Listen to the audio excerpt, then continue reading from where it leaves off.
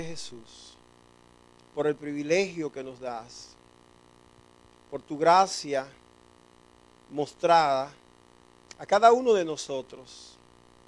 Primero, en esa salvación que ha sido para nosotros en Cristo Jesús, llegando a buscarnos en el lugar más perdido donde estábamos, y habiéndonos rescatado, nos has elevado al lugar de tu gloria.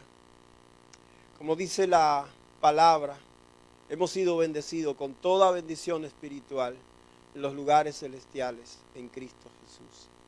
Esta mañana para nosotros es un motivo de gratitud el que nos permitas estar aquí en tu presencia y que podamos estar en disposición de oír tu palabra. Usa tu palabra, Señor, para hablarnos y permite que en el Espíritu Santo podamos tener el entendimiento adecuado para recibirla y para ser edificados por tu palabra.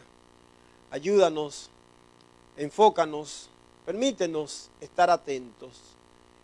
Y, Señor, si hay una persona necesitada de ti en medio nuestro, que tú puedas con tu misericordia llegar a esa vida, así como llegaste a la nuestra.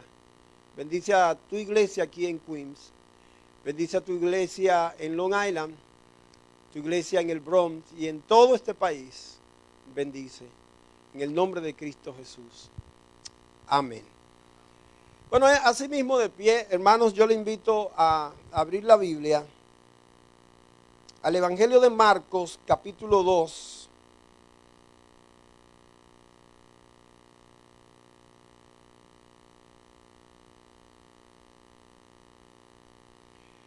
Los versículos 1 al 4 de Marcos, capítulo 2. Hoy estaremos hablando de una buena noticia. Jesús está en casa. La mejor noticia que puede escuchar su vecino, la mejor noticia que puede escuchar su familiar, es que Jesús está en la casa. Marcos capítulo 2, versículo 1 al 5, dice la palabra: entró Jesús otra vez en Capernaum después de algunos días y se oyó que estaba en casa. E inmediatamente se juntaron muchos de manera que ya no cabían ni aún a la puerta, y les predicaba la palabra. Entonces vinieron a él unos trayendo un paralítico que era cargado por 4. Y como no podían acercarse a él a causa de la multitud, descubrieron el techo de donde estaba. Y haciendo una abertura, bajaron el lecho en que yacía el paralítico. Al ver Jesús la fe de ellos, dijo al paralítico: hijo, tus pecados te son perdonados. Gracias al Señor por su palabra. Alabémosle. Gracias, hermano. Pueden sentarse.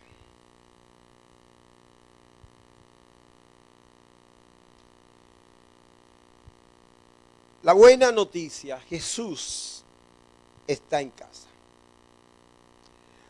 El ministerio de la casa para Jesús fue importante. En los evangelios constantemente nosotros podemos leer la importancia que Jesús asignó, no solamente el hablar la palabra, el enseñar la palabra a una gran multitud en un valle, en una montaña o en una plaza, sino que también Jesús asignó importancia en su ministerio al pequeño espacio donde habitaban la gente, en las casas. Vemos a Jesús entrando, por ejemplo, a la casa de Zaqueo. ¿Recuerdan los hermanos de Día Par? ¿Verdad? Hablamos el domingo pasado. Y llegando a la casa de Zaqueo, Jesús pronunció unas palabras maravillosas diciendo: hoy ha llegado la salvación a esta casa. Jesús también entró a la casa de la pequeña aldea de Betania, a las afueras de Jerusalén, donde vivían Lázaro, Marta y María. Y allí Jesús pasó un buen tiempo enseñando verdades que son eternas, como aquella dicha a Marta después de un tiempo de afán y de reclamo: Marta, Marta, afanada y turbada estás con tantos quehaceres. Hay una cosa que es principal, y María ha escogido esa buena parte. El ministerio de la casa se ve en los evangelios cuando Jesús llega también siendo invitado a comer a la casa de Simón el fariseo, donde aquella mujer pecadora, arrepentida, muestra un arrepentimiento y adoración frente a Jesús, llevando un perfume caro y derramándolo con lágrimas, y va a enjugar los pies del Señor Jesucristo. El ministerio de la casa es visto también en el ministerio de Jesús cuando Él llega a la casa de Pedro, Simón Pedro, y allí encuentra a su suegra enferma y hace un milagro de sanidad. Ahora, en esta ocasión, el evangelista Marcos recoge una llegada de Jesús a Capernaum. Capernaum, que era como la ciudad donde Jesús estableció su sede de ministerio.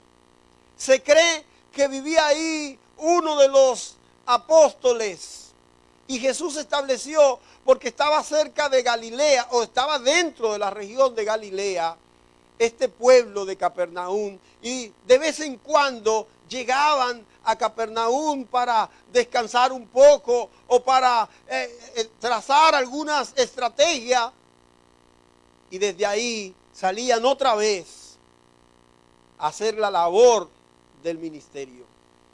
Por eso, cuando la gente escuchó que Jesús regresó, no dijo: ha entrado a la casa de Pedro, de Marco, de Juan o de María. Dijo: se oyó que Jesús está en casa, como si hubiera entrado Él a su casa. Aquí nos cuenta la Biblia de un milagro extraordinario, con un paralítico que ni siquiera tenía la capacidad de arrastrarse hacia el lugar donde estaba Jesús. Tuvo que ser llevado por sus amigos. Tuvo que depender de otros para caminar a recibir ese milagro de sanidad. Pero lo que yo quiero, mis amados, es que nosotros pensemos y analicemos la buena noticia de escuchar acerca de que Jesús está en casa. La noticia del día en aquel pueblo, en ese pueblo de Capernaum, era esta: se oyó que Jesús está en casa. Pensemos que si hubiera un periódico en Capernaum, en primera plana, la noticia principal sería: Jesús volvió a la casa. Esa es una buena noticia. Como no había periódico, la información pasó de boca en boca. Un vecino le dijo a otro, y el otro también pasó la voz: Jesús está en casa. Y todos comenzaron a saber que Jesús había llegado a la casa. No mucho rato después, toda la casa se llenó. Dice la Escritura en el versículo 2 que inmediatamente se juntaron muchos, de manera que ya no cabían ni aún a las puertas. Todo el mundo llegó a aquella casa. Claro, era Jesús que había llegado a la casa. No era cualquier persona, era el predicador de Galilea, era el portador de la buena noticia. Era Jesús el que no solamente sanaba, sino aquel que hablaba con tanta autoridad de la verdad. ¿Recuerdan? Cuando mandaron a buscar a Jesús para apresarle, que aquel jefe de la guardia regresó diciendo: no hemos visto a nadie hablar de la verdad con tanta autoridad. Ese Jesús había regresado a casa. Esta es una buena noticia. Jesús está aquí, está cerca de nosotros, está en la casa. La gente en Capernaum, que había escuchado de los milagros hechos en Jerusalén y en toda la región de Judea, en Samaria, en toda Galilea, ahora tenía la oportunidad de estar cerca de aquel Jesús. Y esa noticia corrió. Y todo el mundo se agolpó, todo el mundo quiso ir a donde estaba Jesús. Jesús está en casa. Amados hermanos, estamos hablando de la anunciación del Evangelio. La noticia del Evangelio no es que tú hayas prosperado o que tú hayas sido bendecido. La noticia del Evangelio tiene un nombre. El nombre de la anunciación del Evangelio es Jesús. No nos equivoquemos. No creamos que las cosas grandes que suceden entre nosotros son lo que van a impactar de manera positiva en cuanto a la salvación a la gente.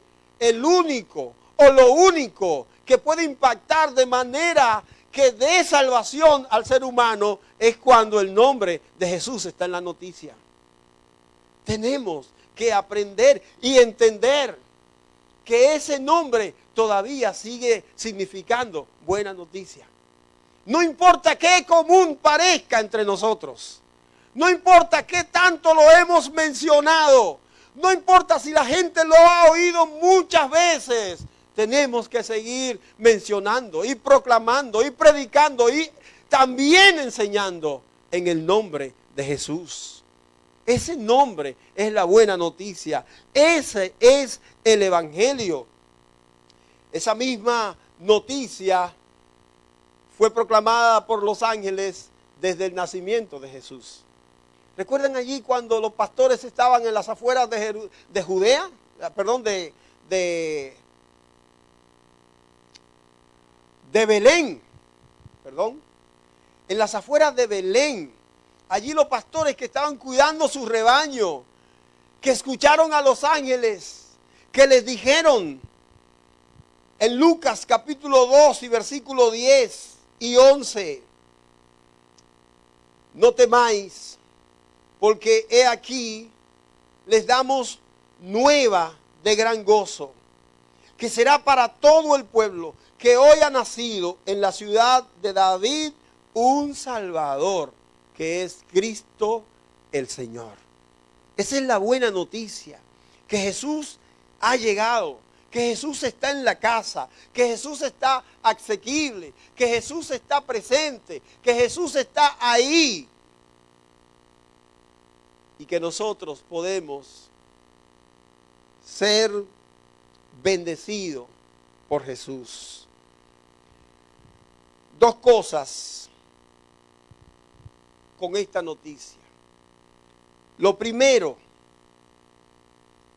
elementos importantes que resultan de una noticia sobre Jesús. Y son tres. Estos elementos importantes resultantes de esta noticia sobre Jesús, el primero, si Jesús está en casa, resulta que Jesús vino a visitarnos. Eso entendieron la gente de Capernaum. Si él está en casa, es que Él vino. Y yo hago énfasis en eso, de que vino. De que vino. ¿Cuándo recibiste tú a Jesús? Cuando Él vino. ¿Me están entendiendo, hermanos? ¿Cuándo recibiste tú a Cristo como Salvador? Cuando Él vino. Resulta que la Biblia dice que Jesús, que estaba en su trono, en su lugar de gloria, ustedes están estudiando Filipenses aquí en esta iglesia los domingos. Y hay un pasaje en Filipenses, yo sé que lo han estudiado porque ya vi que van por el capítulo 4, versículo 4 al 7, ¿verdad? El domingo pasado. Yo no estuve aquí, pero averiguo. Pero en el capítulo 2 y versículo 2 al 5, la Biblia habla acerca de cómo Jesús dejó su trono de gloria. El apóstol comienza diciendo, hay en vosotros también este mismo sentir que hubo también en Cristo Jesús, en que siendo igual a Dios, no tomó el ser igual a Dios como cosa a que aferrarse, sino que dice la Biblia que se despojó y se humilló, y estando en una condición de siervo, se humilló hasta lo sumo y se fue hasta la muerte de cruz. Y nosotros cantamos muchísimas canciones que hablan de ese Jesús que dejó su trono de gloria para venir a la cruz del Calvario a morir por nosotros. Es que Jesús fue el que decidió venir para salvarnos. Y la gente de Capernaum entendió esta noticia. Si Él está en casa, eso es que Él vino a visitarnos. Ahora, mi amado hermano y hermana que está aquí en esta mañana, ¿alguna vez has comprendido que Jesús ha llegado a tu vida? Que Jesús vino a visitar tu vida, que Jesús dejó su trono, su lugar de gloria y descendió hasta la oscuridad que había en tu alma, y estando en esa condición, Jesús vino a traer la luz del evangelio a tu vida. Jesús vino. Si Él está en casa, es que vino a visitarnos. Somos dichosos, hemos encontrado su favor. Él se acordó de nosotros. Ellos entendieron esa noticia. En segundo lugar, como elemento importante, resultado de esta noticia, es que si Él está en casa, resulta que tenemos esperanza. Este mundo vive, según lo dice el apóstol Pablo en Efesios, vive sin Dios y sin esperanza. La gente está desesperada. La gente vive que no sabe qué hacer con su vida. Vive en desesperación. Cuando Jesús es anunciado y cuando Jesús es proclamado, nosotros estamos llevándole esperanza a la gente. Por eso debemos anunciar el nombre de Jesús. Podemos traer nuestros problemas, nuestras tristezas, nuestras aflicciones, nuestros pecados a Él. Él va a hacer algo con ellos.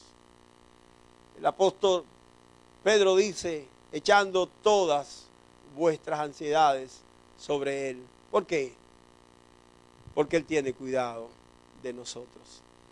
Cuando Jesús está en medio nuestro, hay esperanza. Puede ser que estemos afligidos, pero hay esperanza.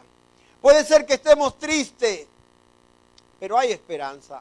Puede ser que estemos pasando por alguna dificultad, pero hay esperanza si Jesús está ahí. Perdonen. He estado luchando con lo mismo esta mañana, ¿verdad? Ya me han dado remedio, pero sigue igual, parece que... Pero es bueno, es bueno. Nos hace entender que somos humanos. En tercer lugar, si Jesús está en casa, algo maravilloso va a suceder entre nosotros. Pensemos un momento en lo que está pasando en Capernaum, en ese instante histórico que la Biblia nos está presentando. Jesús ha llegado a esa casa y ya nos han presentado cuál es el panorama. La casa se llenó con la gente. La gente vino de cualquier rincón de la ciudad y llegó ahí para estar, para ver, para escuchar. Y ahora Él está en casa. ¿Qué gente era esa?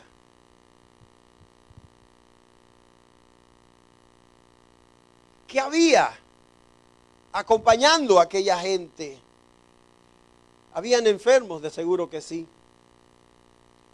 Había personas que necesitaban ser restauradas porque estaban destruidos tal vez por relaciones que habían fracasado. Había hijos y padres que habían sufrido, hijos que habían sido abandonados, padres que estaban sufriendo por hijos descarriados y estaban ahí. Habían personas que estaban siendo acosadas por situaciones diferentes de la vida. Habían personas que el pecado tenía su vida totalmente atada. Y estaban ahí y llegaron. Y tenían la esperanza. Dijeron, Jesús está en casa. Algo maravilloso va a suceder. Va a suceder algo. No sabemos qué, pero algo va a suceder. Porque cuando Jesús está, algo bueno siempre sucede. Algo bueno siempre sucede donde Jesús está. Y llegaron como aquel paralítico que llegó siendo cargado por sus amigos. Noten ustedes que no teniendo la oportunidad de pasar por la puerta, decidieron subir al techo y como si la casa fuera suya, desarmar parte del techo y bajar el lecho por ahí. ¿Quién no esperaría que Jesús reprendiera a esa gente y le dijera, oh, pero ¿y qué es esto? ¿Y por qué desarman el techo? ¿Por qué rompen el techo? ¿Y no era mejor que pidieran clemencia y dijeran, déjennos pasar, por favor? Pero notemos que cuando ellos rompen el techo y bajan al hombre, Jesús no le reclama, más bien le reconoce y le dice al paralítico, hijo, tus pecados, son perdonados. Además de eso, en segundo lugar, hay tres elementos sobresalientes en esta visita de Jesús. No solamente tres elementos importantes, resultantes de la buena noticia, sino tres elementos sobresalientes. En primero, vino no solo a visitar, sino que vino también a que la gente le escuchara predicar. A mí me llama la atención siempre que Jesús solo con su presencia ya era una buena noticia, ¿o no? ¿Qué le parece? Nosotros sabemos que no, pero ¿qué parece si Jesús entrara por ahí? El Jesús que nosotros adoramos, nosotros sabemos que ya ascendió al cielo, ¿verdad? Y la Biblia nos dice que está a la diestra del Padre. Pero pensemos, si Jesús entrara por ahí, ya su presencia sola maravilla a la gente. Ya su presencia sola es un mensaje de impacto para todo el que esté alrededor. ¿Recuerdan? Zaqueo solo quería ver quién era Jesús. Pero Jesús no se quedaba solo con que la gente le viera. Jesús predicaba. Jesús entregaba un mensaje. Jesús enseñaba. Jesús instruía a la gente. Jesús compartía la verdad con la gente. Y la gente era edificado con el mensaje, con la prédica, con la proclamación, con la exposición que hacía Jesús. Así que Él vino no solamente a visitar, también Él vino a predicar para que la gente escuchara su palabra.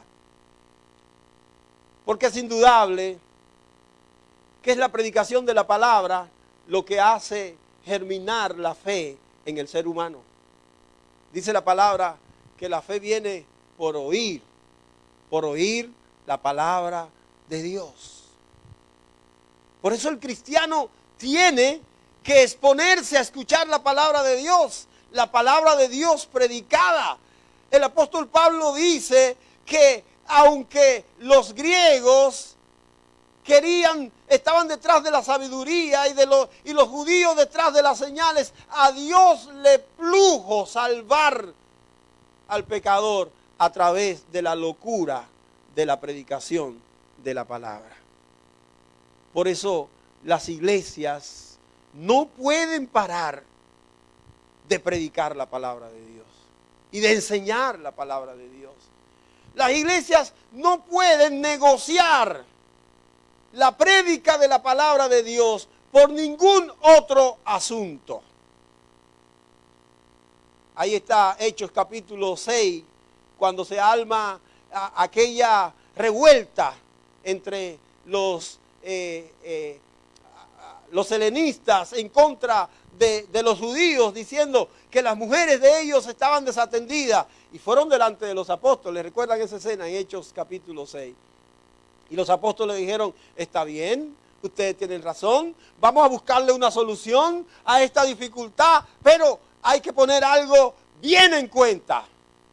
No es justo que nosotros dejemos de enseñar la palabra de Dios. Por eso la solución debe ser que ustedes busquen a quien le encarguemos este asunto, para que nosotros persistamos en predicar la palabra y en las oraciones. Mis amados hermanos, si sus líderes, sus pastores, los encargados de ministerio se están preparando para predicar la palabra de Dios, anímenle. Si ellos hacen un esfuerzo por predicar la palabra de Dios, motívenle, porque están ocupados en buena cosa, están ocupados en la mejor cosa. Jesús les predicaba la palabra. Dice la Biblia: inmediatamente se juntó mucha gente, y aunque la casa estaba llena, a punto de explotar, notemos a Jesús que él estaba ocupado en lo más importante. Dice la Biblia: y le predicaba la palabra. Jesús pudo haberse deleitado y decir: wow, yo nunca había visto tanta gente aquí en esta casa. Qué bueno, y ponerse a saludar a la gente, y ir uno por uno a darle la mano y decirle: miren, yo soy Jesús. Y que la gente se deleitara con él. Pero ¿qué dice la palabra? Dice que él les predicaba la palabra. Eso es lo más importante, hermano. Yo no sé si ustedes, yo sé que todo lo que ocurre en un servicio de la iglesia es importante. Ahora, lo más importante es la exposición de la palabra. No hay duda de eso. Así lo plantea la Biblia. En segundo lugar, él vino no solo por venir, sino que vino para que la gente tuviera acceso a él. Para que la gente pudiera tener acceso a él. La única manera en que la gente puede tener acceso a Cristo es si Cristo viene. Otra vez está aquí esto. Pensemos un poco. Jesús está en el cielo. Jesús está en su gloria. Y si la gente quiere llegar a Cristo desde aquí, en la condición de pecado, ¿cómo puede llegar la gente a Cristo? Hay otra manera. Dice la Biblia, y eso es lo que quería citar Pastor Daniel allá en el Bronx: mas Dios muestra su amor para con nosotros, en que siendo aún pecadores, Cristo murió por nosotros. Y es así. Cuando éramos pecadores perdidos, sin ninguna esperanza, Cristo tuvo que venir para que nosotros pudiéramos tener acceso a Él. 2 Corintios 5:21, el que no hizo pecado por nosotros fue hecho pecado. ¿Para qué? Para que nosotros tuviéramos acceso a Él. Vino, no solamente por venir, vino para que pudiéramos tener acceso a Él. Dice la Biblia, versículos 3 y 4, y entonces vinieron a Él unos trayendo un paralítico que era cargado por 4, y como no podían acercarse a él, a causa de la multitud, descubrieron el techo de donde él estaba, y haciendo una abertura, bajaron el lecho en que yacía el paralítico. Piensen en esa escena en manera particular. ¿Cuántos años tenía el paralítico? ¿Qué tiempo tenía? ¿Por qué tuvieron que aprovechar esa oportunidad? Bueno, porque esa oportunidad se la dio Jesús cuando vino. Tal vez habían oído hablar de Jesús allá en Jerusalén, pero Jerusalén estaba muy lejos para ellos cargar ese paralítico en los hombros. Galilea estaba muy lejos. Entonces Jesús lo que hizo fue venir a Capernaum, y cuando llegó a Capernaum, ellos tuvieron la oportunidad, al escuchar que Jesús estaba en casa, y entonces tuvieron acceso a llevar el paralítico donde estaba Jesús. Él vino para que tuviéramos acceso a Él. En tercer lugar, vino no solo para que lo vieran, sino para que la gente pudiera recibir el perdón de sus pecados. Vino para que la gente pudiera recibir el perdón de sus pecados. El versículo 5 dice: al ver Jesús la fe de ellos, dijo al paralítico: hijo, tus pecados te son perdonados. Dos cosas que yo no entiendo bien. Primero, es que la Biblia dice en este versículo que Jesús, la fe que vio fue la de los que cargaron al paralítico. Y entonces habla con el paralítico. No sé si ustedes lo están entendiendo, pero dice, al ver Jesús la fe de ellos, ¿quiénes? Los 4 que cargaban al paralítico. Pero entonces no dirige sus palabras a los 4, sino al paralítico. Pero ellos no trajeron al paralítico para que le perdonara el pecado. Ellos trajeron al paralítico para que lo sanara. Entonces, ¿qué es lo que está pasando aquí? Bueno, lo que está pasando es que no se trata de lo que uno crea, sino de la realidad que Jesús conoce. La verdad que hay en todo el ser humano. La verdad es que la necesidad más grande que había ahí era de que los pecados de este hombre que le tenían atado fueran perdonados primero. Como sucedió con cada uno de nosotros, los que hemos sido salvados por la gracia de Dios. La gracia de Dios se manifestó en nosotros primero, perdonando nuestros pecados. Yo no sé si usted sabe, hermano y hermana, que usted estaba cargado de muchos pecados. De muchos pecados. Tal era la cantidad de pecados que usted cargaba y que yo cargaba también, que esos pecados nos mataron. Nos dieron la condición de muerte. Dice la Biblia que estábamos separados de Dios. Estábamos muertos en delitos y pecados. Y no había nada que pudiéramos haber hecho que pudiera lograrnos algo tan bueno como es la salvación. Lo único que pudo darnos la oportunidad, el privilegio de ser sano, de ser salvo, es que primero Jesús nos vio y Él, al pagar el precio en la cruz del Calvario por nuestros pecados, nos endosó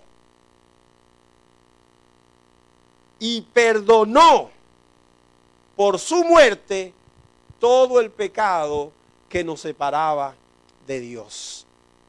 Y el milagro más grande que ha ocurrido en la humanidad es que el pecador perdido y condenado ha recibido perdón por sus pecados en Cristo Jesús el Salvador. Y ese es el mensaje que Jesús dirige a la gente con este hombre paralítico. Él ve la fe de ellos, pero una vez asume cuál es la necesidad más grande que hay que afrontar. Hijo, tus pecados te son perdonados.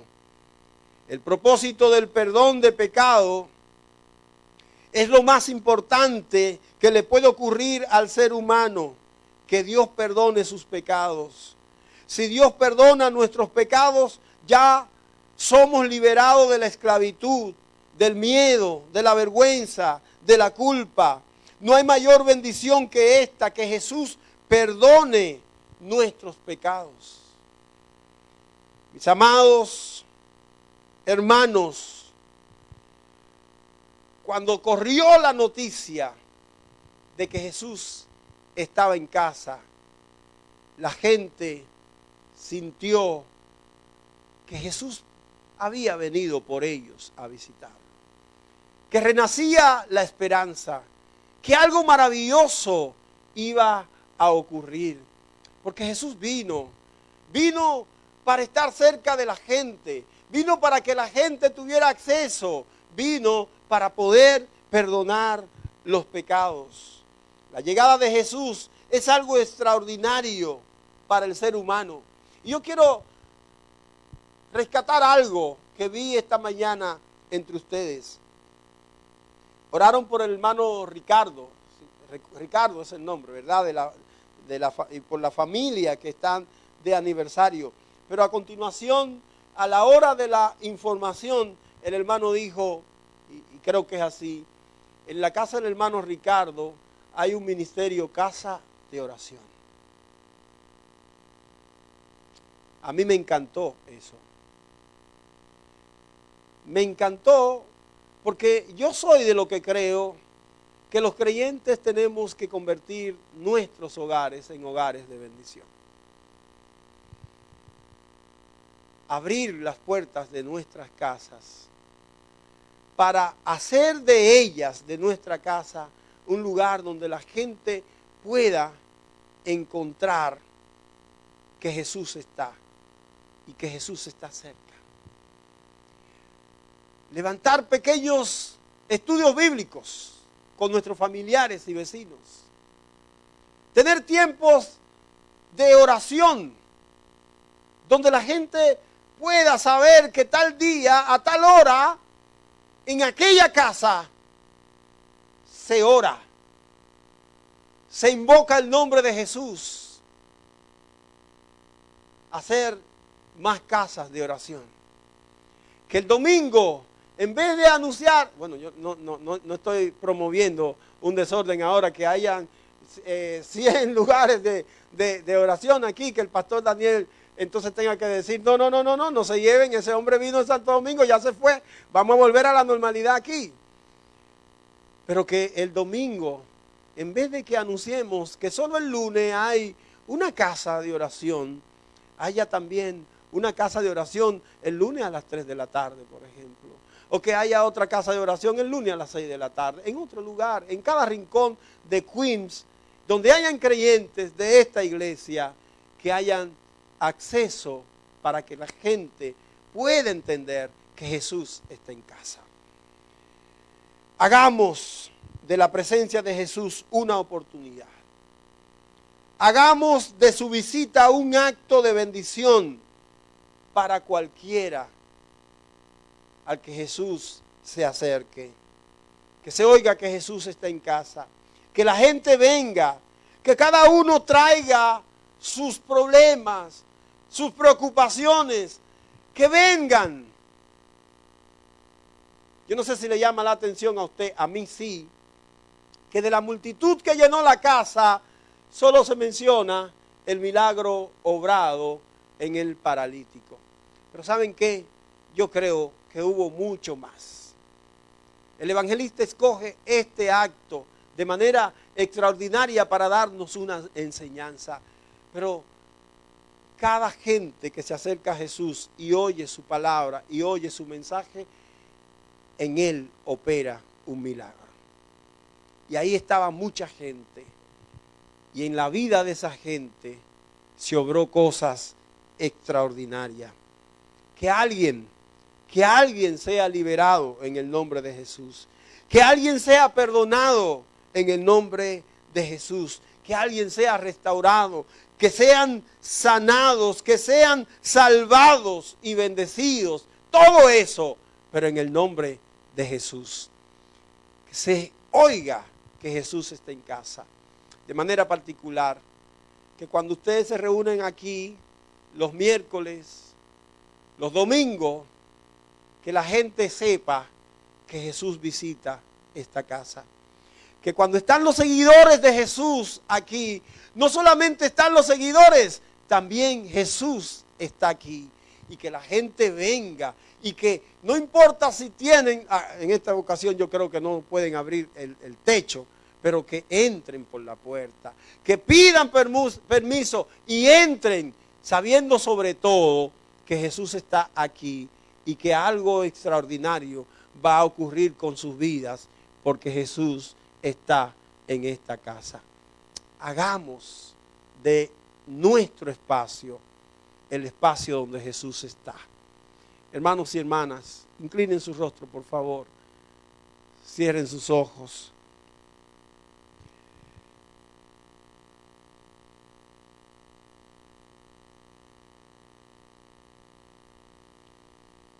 Qué privilegio haber sido alcanzado por una visita de Jesús. En algún momento y en algún lugar escuchamos que Jesús estaba y Él abrió acceso a su propia persona para nosotros. ¿Por qué nosotros no proclamamos de la misma manera que Jesús está en casa, aquí, en este lugar, o en su propio hogar, en el lugar donde hay un estudio bíblico, en el lugar donde se reúnen para orar? ¿Por qué no hacemos esa proclama? ¿Por qué no compartimos la buena noticia de la presencia de Jesús en esos lugares? ¿Te acuerdas cuando venías para acá? ¿Te acuerdas cuando decidiste venir para acá? ¿A cuánta gente le compartiste que venías a un encuentro con Jesús? ¿A cuánta gente le diste la noticia de que venías al lugar donde Jesús estaba? O mejor yo pregunto, ¿hace cuánto tiempo no compartes de la buena nueva de Jesús con alguien? ¿Hace cuánto tiempo tú no le dices a alguien que tiene necesidad de Jesús? ¿Hace cuánto tiempo no le hablas de que hay un lugar donde se puede encontrar con Jesús? Piensa, calcula. ¿Hace cuánto tiempo no le dices a alguien dónde está Jesús? Mientras los hermanos están orando, si hay alguien en medio nuestro que aún no se ha encontrado con Jesús, su vida vive lejos de la presencia de Dios, yo quiero invitarte a que abras tu corazón y que permitas que Jesús llegue a tu vida. Él está aquí en medio nuestro. Nosotros somos seguidores de Jesús y estamos aquí porque le seguimos a Él y Él está aquí en medio nuestro. Hemos venido a encontrarnos con Él, pero sobre todo Él puede y quiere llegar a tu vida.